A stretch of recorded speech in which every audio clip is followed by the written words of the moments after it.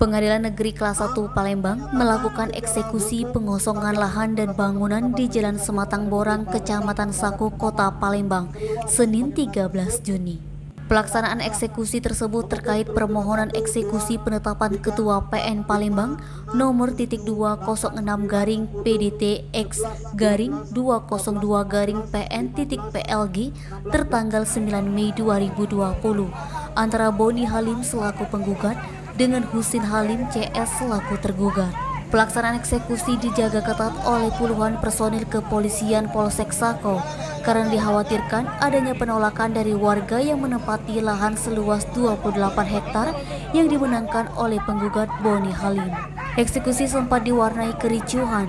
Beberapa petugas jurusita dan eksekusi PN Palembang dibantu petugas kepolisian dihalang-halangi pihak keluarga tergugat yang menolak untuk dilakukan eksekusi. Aksi dorong-mendorong sempat terjadi antara petugas dan pemilik sebuah bangunan milik keluarga tergugat.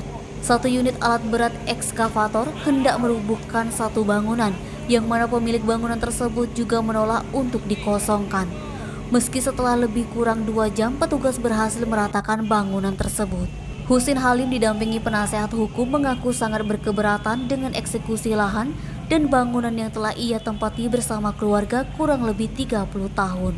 Suharyono, kuasa hukum tergugat, mengaku menyesalkan adanya eksekusi dari pihak pengadilan dikarenakan masih ada upaya hukum yang diajukan. Fadli, Sumeko TV melaporkan.